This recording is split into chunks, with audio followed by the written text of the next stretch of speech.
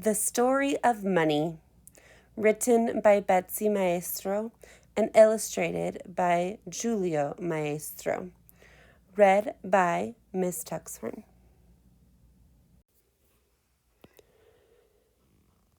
The pictures of paper money and coins in this book are approximately the actual size, except where labeled otherwise. Actual size. This Greek coin, shown larger on the title page, is from the city of Syracuse on the island of Sicily, now a part of Italy. It dates from about 400 BC. And I want to note that this book was written in 1993, so some of the things at the end are a little outdated, and I will correct those. A long time ago, there was no such thing as money. The first humans had simple needs. They ate whatever they could find or catch. They wore the skins of the animals they killed for food. They lived in small groups in caves or in shelters they made themselves. Each family group depended only on itself for survival. Early humans had no need for money. There was no place to spend it, and they had no stores where they could buy the things they needed. Over thousands of years, the human way of life changed. As the numbers of people grew larger, more food was needed. In their search for food, family groups moved from place to place, to a big river far away to fish, or to the forest to hunt small animals. Sometimes they traveled great distances, following herds of large game. Often, they met other unfamiliar groups of people along the way. After a while, fear of these strangers turned to interest, and then to trust. In time, these different groups began to trade with one another. The people in one group might trade some of their fish for small animal skins offered by others. Any object could be exchanged for any other object if the two traders agreed. Pretty shells might be swapped for bright feathers. Trade or barter made it easier for people to get the things they wanted and needed. People began to travel long distances to meet and trade with one another. Here we have the herds of large game. There's actually two different ones at least. And here we have a group of people who are hunting and people who are trading goods. They're trading animal skins and fish. Slowly, over more thousands of years, changes in climate and in plants and animals caused the human way of life to change again. The earth grew warmer as many large game animals died out. Hunting became more difficult. People began to live in small settlements and to look for new ways to get food. About 10,000 years ago, people began to farm the land. They learned to grow many of the plants that they used for food. They learned how to keep and raise animals on their farms. Most people settled in areas that had a fertile, rich soil and a good supply of fresh water. Settlements grew into small towns and then larger ones. Farms could produce enough food for many people. Not everyone had to spend their time growing food. People had time to learn new skills, to specialize in other jobs. Herders raised meat animals for butchers to kill and prepare for eating. Farmers raised grain for millers to grind into flour, for bakers to make into bread. Potters made utensils to store and cook this food. Weavers, carpenters, boat builders, and metalsmiths could be found in most big towns. Here we can see a herder. He's herding goats. These look like farmers who are cutting the grain. And over here we might see some bakers or possibly other occupations in the community. Farmers and craftspeople could not use everything they grew or made. They began to sell what they could not use themselves, the extra or surplus. On market day, people came from miles around to buy and sell goods. The marketplace in the center of town was busy and a very important place. Here, a goat might be traded for tools. A sack of grain could be swapped for a few baskets. Woven cloth for a loaf of bread. Sometimes a worker would trade a job for goods.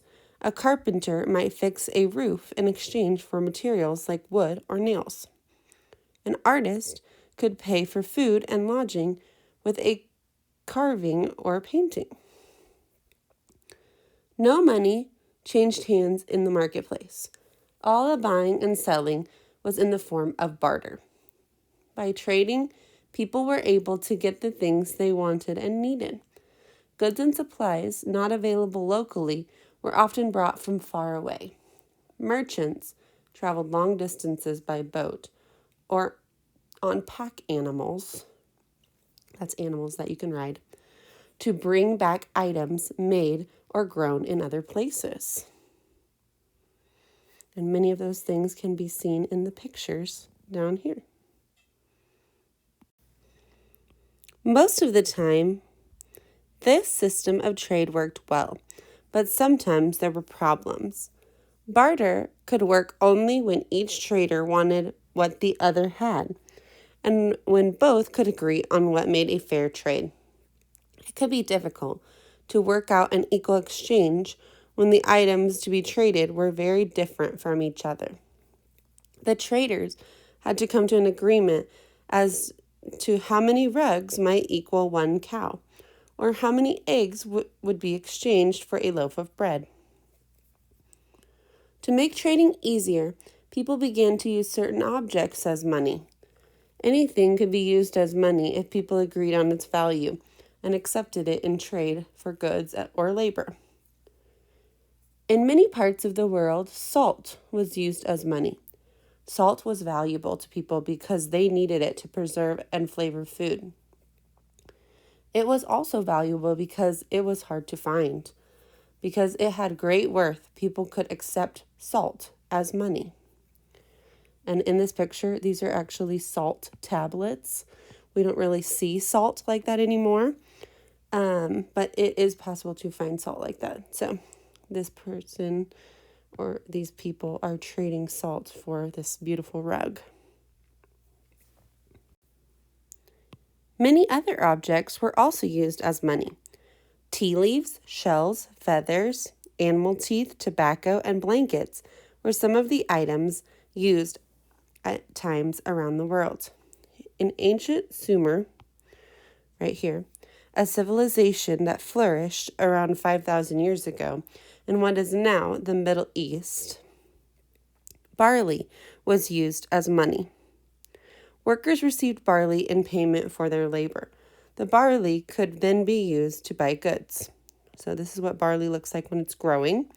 And this is after they have broken apart this part and just taken out the seeds or the grain. Although barley and salt and other objects were valuable, they were not always convenient to use. Salt could melt in the rain.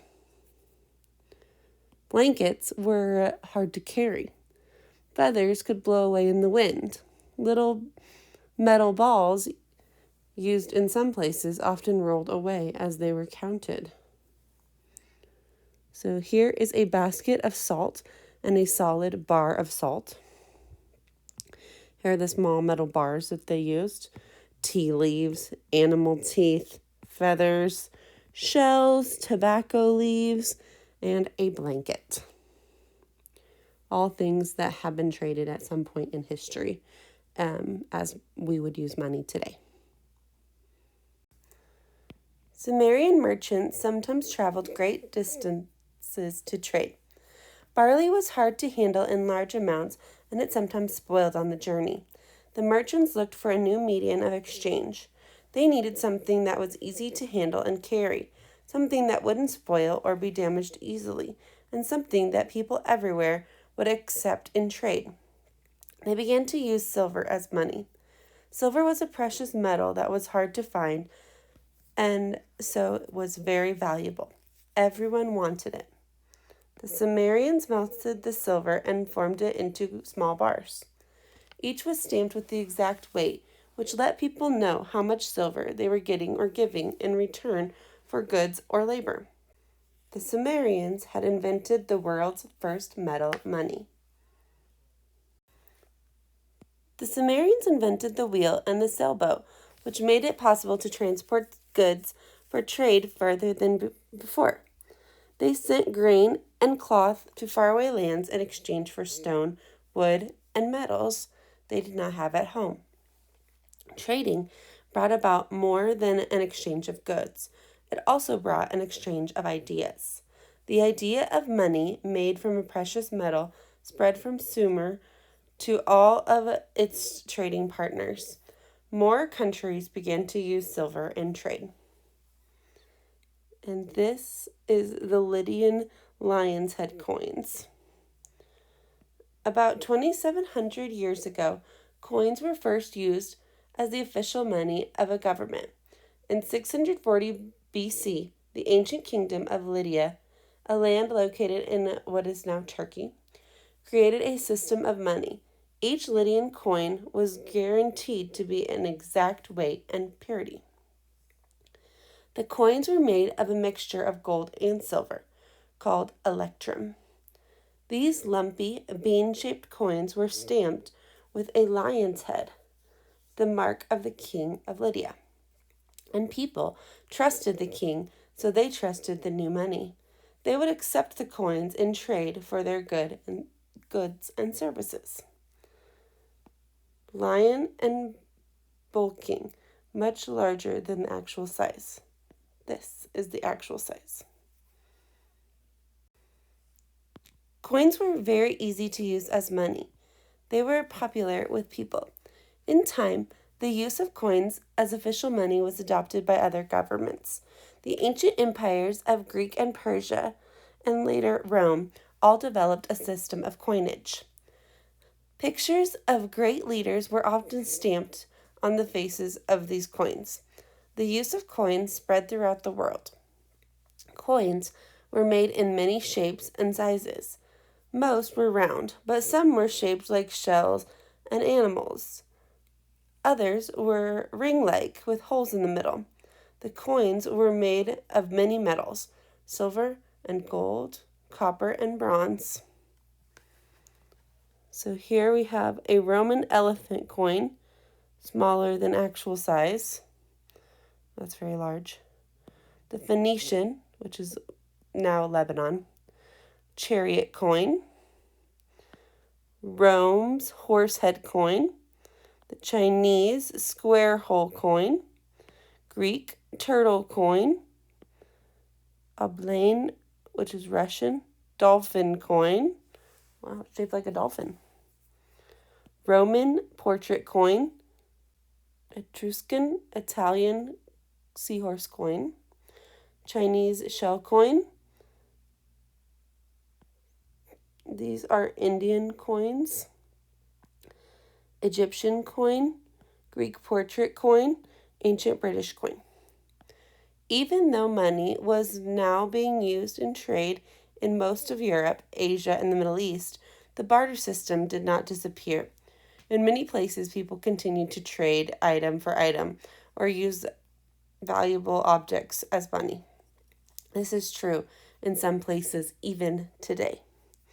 And then these coins, Celtic, or what is now France, portrait coin. Celtic, now Belgian, horse coin. Pakistani coin, Chinese spade coin, Roman Pegasus coin, and the Babylonian, which is now Iraq, lion coin. Many of these places were very, very important in history and had large empires. Toward the end of the Middle Ages, the adventurer Marco Polo traveled to China. He returned to Italy in the year 1295. He brought news of some interesting Chinese inventions. One of these ideas was considered very strange: money made of paper. The Chinese had been using paper money for hundreds of years before news of it reached Europe. So here's China over here. This is the continent of Europe and Asia, or Eurasia. China's all the way over here, Europe way over here, so very far. The Chinese did not have a good supply of metals needed to make coins, so they invented a system of money in which no metal was used. Much earlier, the Chinese had invented both paper and a printing process. They used these inventions to create their new money printed on paper. Each paper note was guaranteed by the government to have a certain value.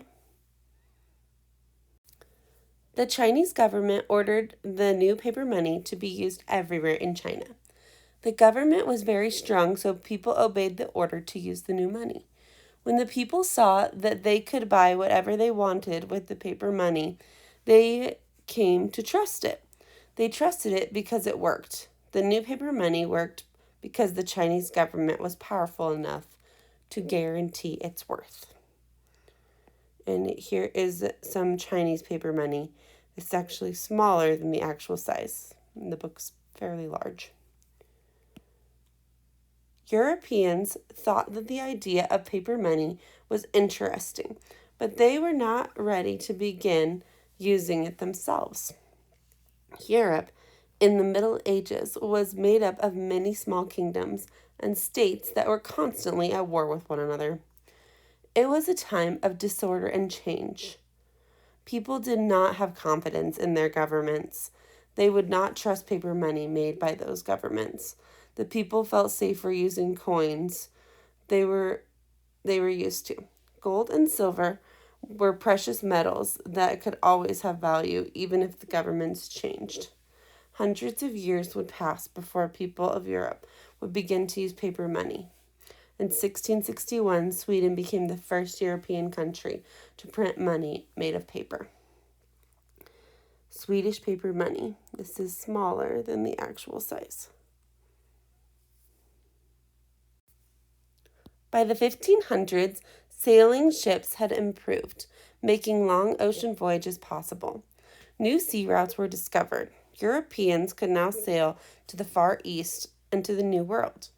In the Americas, Spanish conquistadors seized large deposits of gold and silver, which they mined and made into crude or rough coins.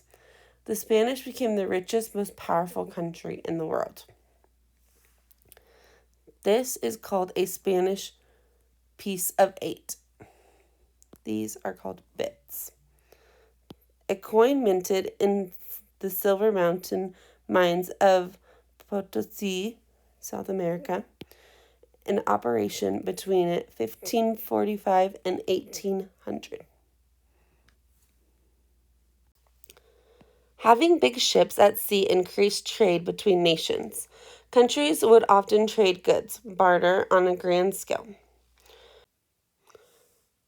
Large amounts of money also moved from country to country as payment for goods. Millions of Spanish silver coins, called pieces of 8s, were sent all over the globe. There were so many of these Spanish dollars that many countries adopted them as their own official money. The coins were changed in some way, cut or stamped to show that they were now the currency of another country. To make change, the pieces of 8 could be cut into smaller pieces, or bits. Until 1850, the Spanish dollar was the coin most widely used throughout the world. These are H islands, and they used pieces of the 8s, or bits of the Spanish coins. St. Vincent, St. Lucia, St. Martin, Dominica, and Trinidad and Tobago. Spanish coins and bits used by some Caribbean islands.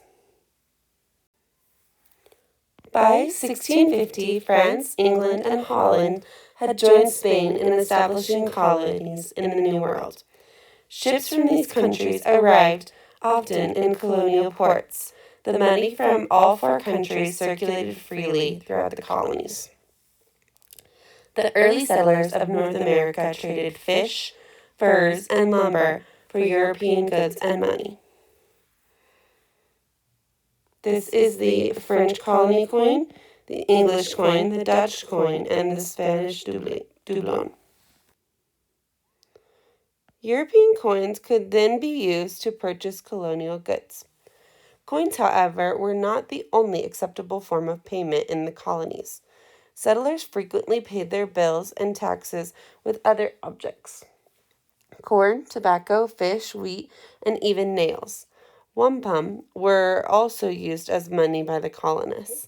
The Native American money was made of shell beads strung together as belts, bracelets, and necklaces. The colonists first accepted wampum in trade with the native people. In time, because coins were often in short supply, the colonists began to make and use wampum themselves. A wampum belt and wampum necklaces. This is what it looks like, what they would use to trade. One of the first coins to be made or minted in colonial America was known as the pine tree shilling, because a pine tree was stamped on one side. These silver coins were made in Boston, Massachusetts in 1652. After the American Revolution in 1776, all the colonies began to make their own money, coins, and paper bills. With currency from 13 different colonies added to the foreign money in circulation, trading became confusing and difficult. So here is the pine tree shilling, originally from Massachusetts. Here is paper money from Pennsylvania, paper money from Maryland, coin from Vermont, a paper bill from New York colony, a coin from New Jersey, and a coin from Connecticut. And all of the colonies you can also see over here. There are 13 of them, and they were different sizes and shapes. And some of them are either the entire state today or part of the state. So, like, for example, Pennsylvania keeps going now, and it's a little bit bigger. The Continental Congress established a single official currency for the colonies to use. In 1787, the first coin was minted in New Haven, Connecticut. It was a copper cent, stamped with the words, "We are one and mind your business." 13 linked circles decorated this coin, symbolizing the 13 colonies that had joined together to fight for independence from Great Britain. So here is the coin that we just read about. And if you could look really closely, you can see it does say, "We are one and mind your business." And there are the 13 linked circles. In 1790, the Constitution was ratified and the United States of America officially became a country. The new Congress agreed on a money system that would become law and would be used by all the states. So they used to be called colonies. At this point, they're called states. This new system would have a dollar as the basic unit and would use both gold and silver in the coins. A mint was opened in Philadelphia in 1792 to make gold, silver, and copper coins. There was not enough precious metal available to make all the new coins that the country needed. So, ordinary citizens contributed candlesticks, jewelry, and other valuable objects to be melted down. There is a story that the first coins minted were made from George Washington's own family silver. No one knows if this is true, although foreign coins were ordered to be melted down as well. Americans continued to use them for years. The Philadelphia Mint made all the coins used in the United States until 1838. 6 other mints were opened over the years to keep up with the country's needs for coinage. Today, only the mints at Philadelphia and Denver still make coins. The New Philadelphia Mint is the largest in the world. When it is not busy making United States coins, it mints coins for other nations. And this is the Denver Mint right here. It's actually very close to our school.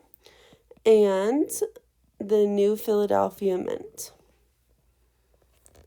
A special design is created for each new coin. Liquid metal is poured into molds to make bars or ingots. Machines with heavy rollers press the ingots to make thin sheets of metal. After steel presses punch out the blank coin shapes, the design is stamped or stuck onto each blank. All United States coins have 2 sayings stamped on them. This one, which is Latin for out of many, one, and in God we trust.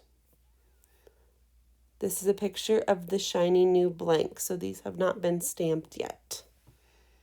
And if you go to the Denver Mint on a tour, they will give you 2 blank pennies, which is really cool. United States paper money is printed at the Bureau of Engraving and Printing in Washington, D.C. This is a branch of the United States Mint that also prints postage stamps, savings bonds, and government checks. Paper money is printed on large sheets of special paper made of a blend of cotton and linen. The ink that is used is mixed from a secret formula. As many as 32 bills can be printed on each sheet. Then they are cut out, pressed, starched, and wrapped into bundles. Each bill has its own serial number for identification. And in this picture, this woman is inspecting the new money to make sure there's no errors. And I wanted to talk really quickly. The reason that when you wash money in the washing machine that it doesn't crumple like regular paper is because it is made out of cotton, kind of like our clothes, like jeans and t-shirts, and linen, which is another kind of fabric. Several times a month, new paper money and new coins are delivered to 12 special banks around the country. These banks send new money to smaller banks, which put it into circulation. The government keeps a careful count of how much money is made and put into use. When paper money gets too old or worn out, or when it is damaged, it is taken out of use and burned. New bills are printed to replace it. Coins that become too old and worn out are melted down and made into new coins. So if you ever rip a bill, it could be any, $1 or $100, you can actually take in the 2 parts to the bank. And as long as you have both parts, or the majority of the bill, like if the corner just ripped off, they can exchange it for you and they will send it back and the government will burn that bill since it is ruined. But the value does not change. It's still worth the same amount if you have the entire bill, because that is literally a note from the government saying this is how much it's worth. Most countries make their own money. All money is made very carefully to ensure that bills and coins of the same amount are always exactly the same in size, weight, and appearance.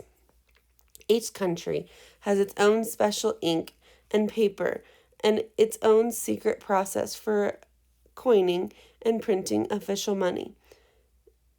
It is impossible for anyone to produce fake or counterfeit money that is exactly like the real thing. It is against the law in all countries to make copies of official money. Almost every country has its own official currency. There are about 140 different currencies in use today. The French francs, which here is an example of one, German marks, Japanese yen, Mexican pesos, Chinese yuan, Swedish kroner, English pounds are just a few. And I do want to note, since this book is from 1993, these countries, there's 19 of them, actually changed their national currency, the money that they used, and they now all use the euro so that it's easier to trade between them. So here we can see on this list Germany and France, which here's their old money here. They no longer use this. They would use the euro now, along with all of these other countries. And even though England is in Europe, they decided not to use the euro and still continue to use the pound. And that's not like weight. Their money is also called a pound, and they measure weight sometimes in pounds. The money systems in use today were adopted by most countries in the late 1800s. All include both paper money and metal coins. At first, coins were made only from precious metals.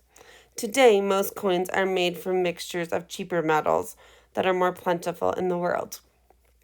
Over time, paper money has replaced coins in importance.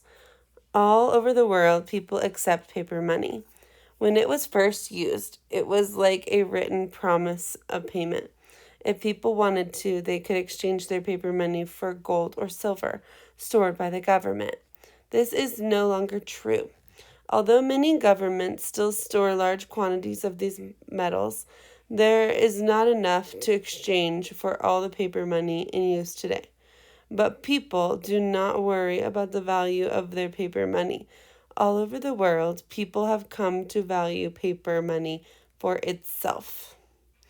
And here we have pictures of people using money in order to buy what they need. Today, ideas about money are pretty much the same all over the world. People must have money to survive. They work at jobs, trading their labor for money they need to pay for goods and services that make their lives comfortable.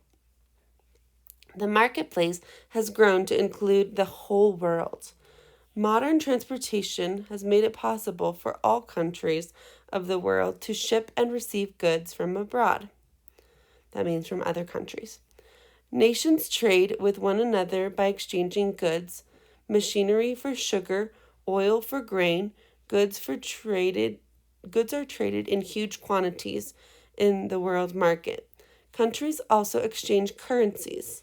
There are official rates of exchange that let people know how many yen, marks, or pesos equal $1, 1 franc, or 1 krona. These exchange rates can change from day to day. So if you go to another country, you have to use their money, and there will be an exchange rate. So you take dollars or American money and you hand it to them, and they will give you the equivalent of that in their currency. In recent years, people have begun to use a system of cashless money. One very popular kind of cashless money is called a check. People write checks every day to pay their bills and to purchase goods. The company or merchant who is owed the money will then be paid by the check writer's bank. Credit cards are another kind of cashless money. People use credit cards because they are easy to use and allow people to buy now and pay later. The world has entered an electronic age, and the latest form of cashless money is information stored in bank computers. People can have their paychecks electronically added to their bank accounts. Their bills can then be paid directly by the bank using advanced communication systems. No actual money changes hands. Everything is recorded by computer. Banks can transfer this electronic money all over the world in minutes. Home computers allow people to do their banking without leaving their houses. And I want to add that yes, people do use credit cards to buy now and pay later, but more commonly today, people use debit cards, which literally just when you swipe it at any store or wherever you spend your money, it subtracts the amount of money that you have automatically from your bank account and gives it to the place that you're buying something at. So, debit cards are actually even more common. Automated teller machines, ATMs, you usually see them right outside of a bank, located outside banks and in stores, let people do their banking even when banks are closed. In the future, there will be other kinds of electronic cashless money. And since this is now the future, since this book was written, you may have used like Venmo or your parents have used Venmo or Zelle or Cash App, and those are things that transfer electronic money from one person to another. When people think of money, they often think of cash, the paper money and coins they are most familiar with. But money can be anything that people use to exchange for goods and services. It can be anything from salt to electronic cash. Money is a tool that has changed as the world has changed. Now, it is changing again. No one knows for sure what the money of the future will be. Additional information about money. Some unusual money. Native Americans used money before European settlers arrived. In the Pacific Northwest, a number of coastal tribes used large shield-like copper plates as money. The plates could be as large as 3 feet high. The copper was beaten by hand and had animal faces carved in it. One plate would be worth more than 5,000 blankets. Wow. Feather money was used by some Pacific Islanders. Small feathers were glued and tied together to form coils up to 30 feet long. Yap Islanders used the world's heaviest money. The round stones with holes in the middle were as large as 12 feet across. Some of this money is still exchanged on ceremonial occasions. In Ethiopia, salt was used as money until World War II. Black salt, dug out of the mountains, was made into slabs or bars. Coins were accepted only in larger towns. Salt is an essential item in hot climates, and its use as money lasted for centuries. Large bracelet-like objects called manillas were often used in European trade with West Africa in the 1500s and 1600s.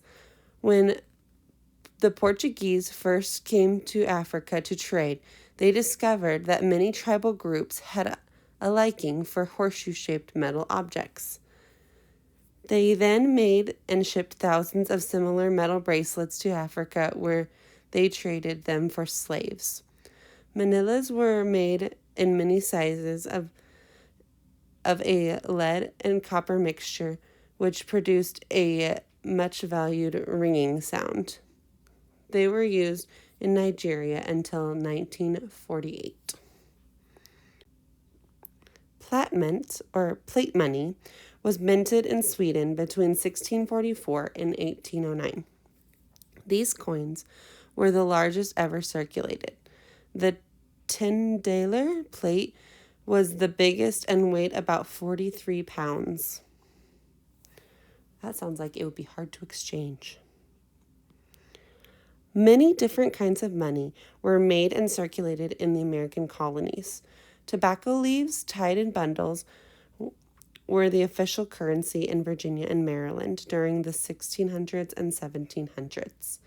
Around 1685, the French colonies in Canada printed money in the form of playing cards, complete with 4 suits. That's really strange money. More about money. Banking began in the Middle Ages as a way to help merchants pay for trading activities. Modern commercial banking began in Italy in the 14th century, so that would be the 1300s. The word bank comes from the Italian word banca, which means the counter or bench where money is laid out. The use of the word dollar can be traced back to a large silver Tyrolean or Australian coin. This coin, minted around 1518 in Joachimsthal, Bohemia, soon became known as the Joachimsthaler. The name was then shortened to Stahler, and then in English became dollar. Later, during the height of the Spanish Empire, the coin worth 8 reals was circulated throughout the world. It became known as the Spanish dollar. The word was adopted in many places and is still used today. So, for example, there are many countries that use the word dollar as their currency, just like we do here, but they have different money. During World War II, many countries experienced a shortage of copper, which was used in the manufacture of shell casings. Other metals like iron, aluminum, and zinc were substituted in the making of coins. The modern currencies of China and Japan developed from the introduction of silver dollars used in trading with Europeans in the 1500s. The dollars were called round coins, which in Chinese is yuan, and in Japanese is yen. The Chinese yuan and the Japanese yen are the official monetary units today. Numismatics is the collecting and studying of coins. Many people collect coins as a hobby, while others study them because of their important part in world history. Many museums have large collections of interesting coins from all over the world. Ancient coins have been uncovered by archaeologists. Many coin collectors are interested in more modern coinage. Most of America's gold, billions of dollars worth, is stored at Fort Knox, Kentucky. The gold ingots, or bars, these are them, are kept in a granite block building inside steel and concrete walls. The United States Gold Bullion Depository stands at the corner of Gold Vault Drive and Bullion Boulevard. This is a picture of it. It is bomb-proof and is protected by well-armed security guards and many alarm systems. United States silver is stored at a depository in West Point, New York. An eagle named Peter lived in the first United States Mint in Philadelphia. He flew around the city during the day and at night returned to the mint to roost. He was said to have been the model for the eagle on the silver dollars circulated from 1836 to 1839. After he died of an injury, he was stuffed and mounted, and he is now on display in the lobby of the present Philadelphia Mint. And this is him. I found a picture online. Here is the coin that he was based off of, and here you can see him flying into the mint. Looks like he lived maybe in the attic or something. Maybe it was nice and warm. The United States dollar has been the same size since 1929. It is 2 61/100 inches high and 6 1400 inches wide, and 43 10,000 inches thick. It takes 233 bills stacked together to equal 1 inch. Indian head or buffalo nickels were circulated between 1913 and 1938. The coin has a buffalo on one side and a portrait of a Native American on the other. It was designed to honor both the buffalo and the Native Americans, which represented a vanishing way of life. Artist James Fraser created the portrait of his drawings of 3 Native Americans. The buffalo Fraser used as his model lived in the Central Park Zoo in New York City. In 1979, a dollar coin with the portrait of Susan B. Anthony was minted. Susan B. Anthony was a leader in the movement to gain voting rights for women in the late 1800s. This new, smaller dollar was expected to be popular and reduce the demand for paper dollars.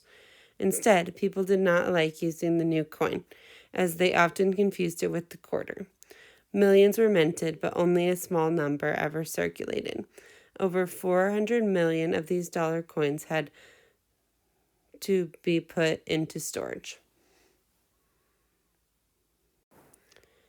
There are 5 coins and 6 bills in common everyday use in the United States. They all have portraits of presidents or other important statesmen on the front, and building, seals, or symbols on the reverse. So our first coin is the penny. It is worth 1 cent, and it has Abraham Lincoln on the front. On the reverse here, we have the Lincoln Memorial, which is in Washington, D.C. Here you can see this coin was minted in Denver because it has a D on it. And all of the coins on the front say, "In God we trust." And on the back, they have this phrase in Latin, which means out of many, one. And every so often, they change what these coins look like. Next, we have the nickel, which is worth 5 cents. On the front, we have Thomas Jefferson.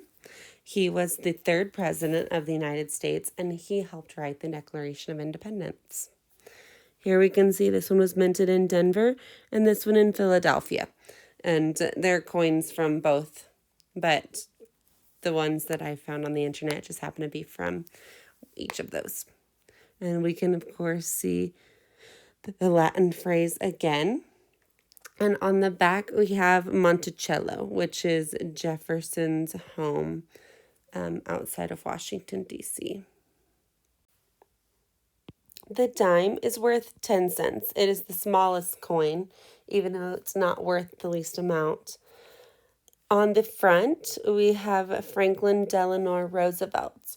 He was the president during World War II, and he also is the president who has been in office the longest out of all of American history. He was elected 4 times, and after he died, the Congress said, we're not going to do that anymore.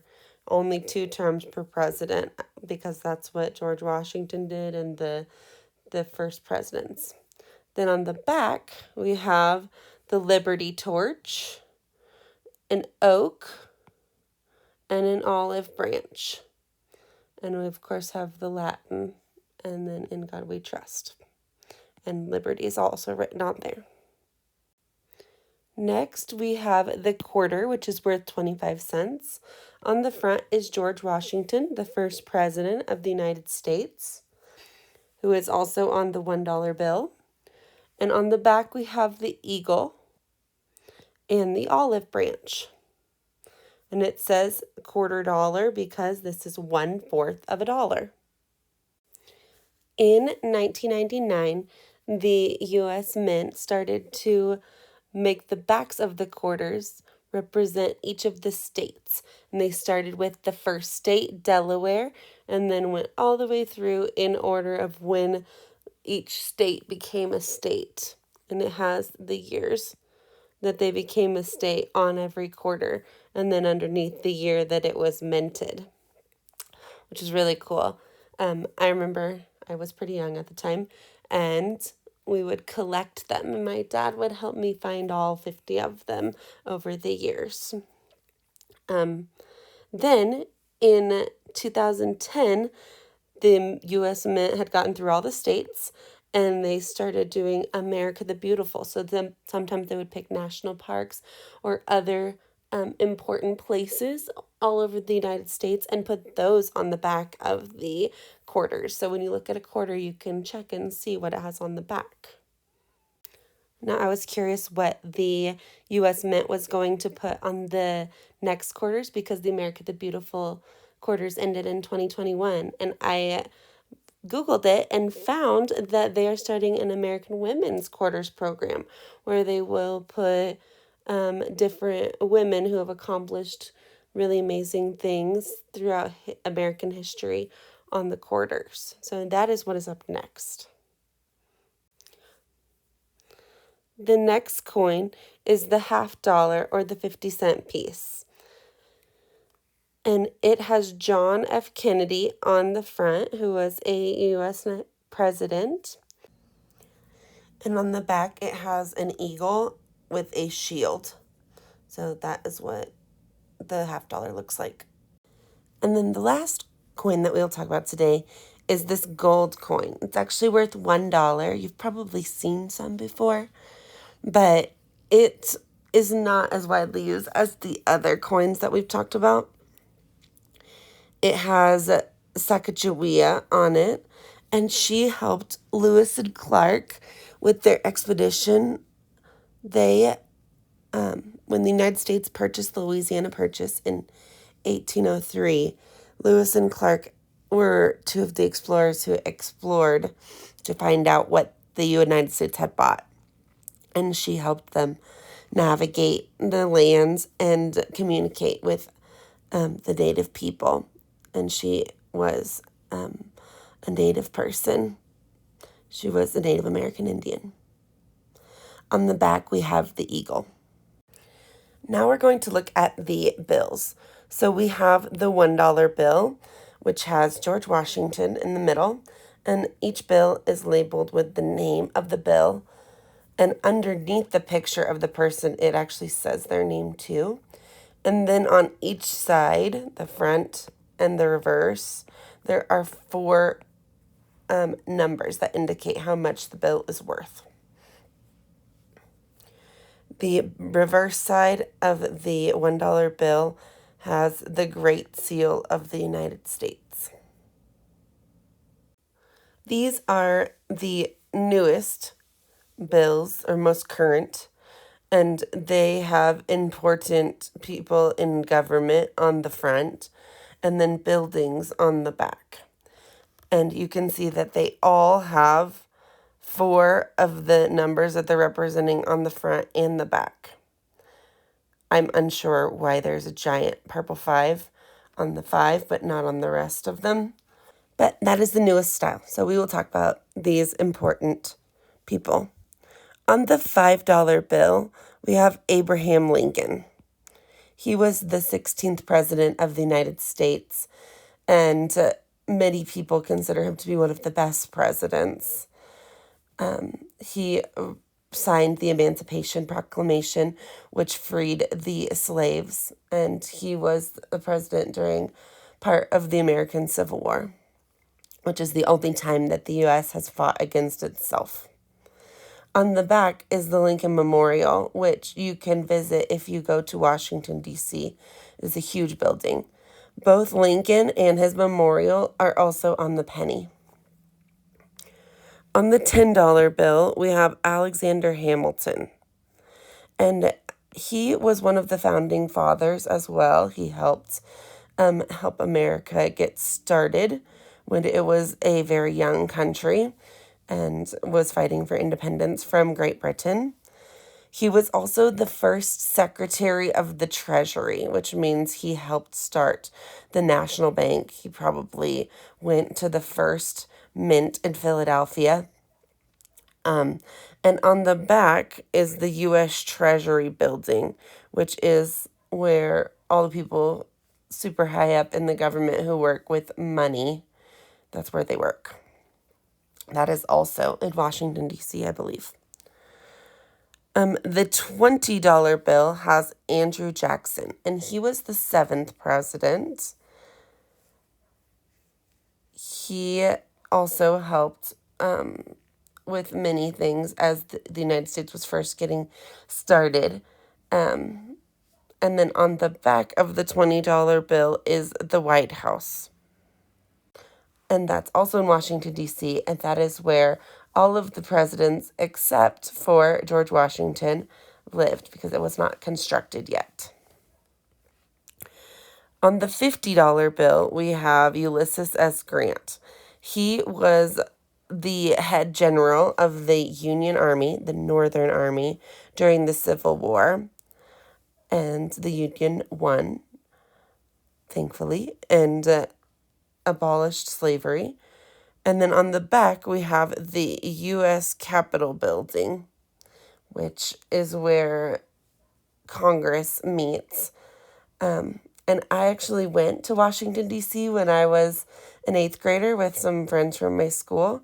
And one thing that I think is really cool is that in Washington, D.C., these really important buildings, they are connected underground by tunnels so that the people that work in them can navigate easily without having to go up and fight all the traffic and tourists and stuff that are all walking around.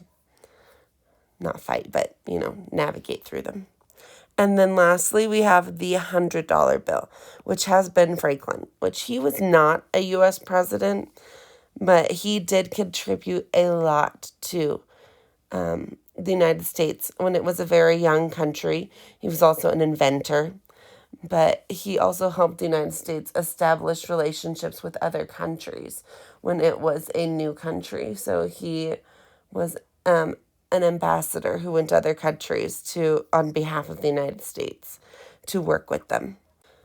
And then on the back of the $100 bill, we have Independence Hall, which is actually not in Washington, D.C. It is in Pennsylvania.